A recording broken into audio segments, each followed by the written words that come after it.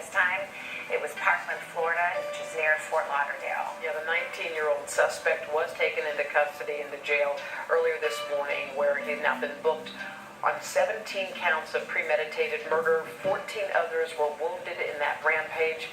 In a moment, we are going to talk to a very brave teacher whose action may have saved some lives. But first, NBC's Tammy Lechner has the latest on the investigation. Tammy, good morning.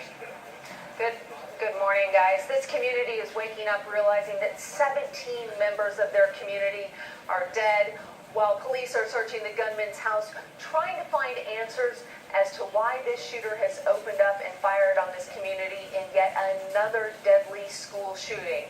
Now, this morning we are getting our first look at the shooter, 19-year-old Nikolas Cruz. He has been charged with 17 counts of premeditated murder. We now know Cruz entered the school yesterday just after 2 p.m. He had an AR-15, multiple magazines. Gunfire rang out. Students took cover, running, barricading themselves inside classrooms wherever they could. This went on for more than an hour. Cruz was somehow able to slip outside of the school, but not before killing 17 and injuring 14. Police tell us they were able to look at surveillance video from the school to determine who Cruz was. They located him less than a mile from the school. They picked him up, took him to a nearby hospital, and then booked him into the jail. Now, yesterday we spent the afternoon speaking with students, teachers, and parents, and most of them said that there were warning signs. They tell us that Cruz was a troubled individual, that he had shown other students pictures of guns, that one day he had even brought bullets to the schools. And so the big question today is, could this school shooting that is now being called one of the deadliest mass school shootings have been prevented? Guys? All right, Tammy, thank you so much. Melissa Bolkowski teaches journalism at Douglas High School. She hid with 19 students in a closet during the shooting. All of them made it out safely. Melissa, good morning to you. Good morning. I know you had such a long night. Just let us know how you're feeling this morning. I'm not really sure. I didn't sleep very well last night. Mostly I just feel grateful that I got to go home to my family when many others didn't get to that. You had such a presence of mind to get your children and put them in a closet. Was that just instinct? I think that really speaks to, the training that we had.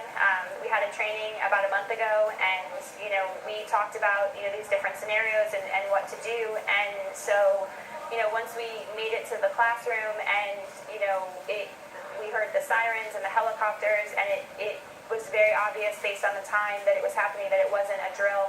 I just made the decision that was, another layer between us and whoever, was the active shooter. And so, we just moved into the closet, and we were there for a while until the SWAT team came to get us.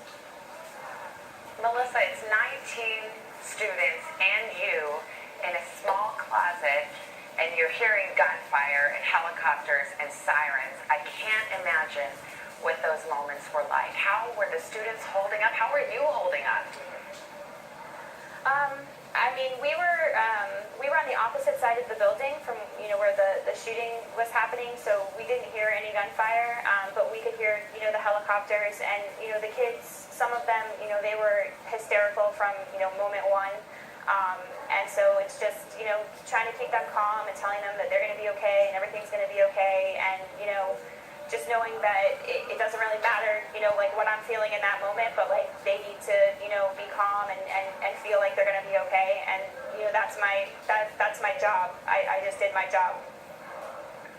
You did your job, but I know there was a moment when you called your mom, and that must have been heart-wrenching. Yeah, my mom actually, she called me, and when I picked it up, and then in that moment I sort of lost my composure, and I told her I was okay, but I had to, get off the phone because I didn't, she needed to know I was okay, but the kids needed me to be composed, and so, it's hard to, in that moment, to stay composed. So, I sort of got off the phone with her and then, recomposed and carried on. There were so many casualties in this, and I was just wondering if you knew any of the students who passed away. Were you close with any of them?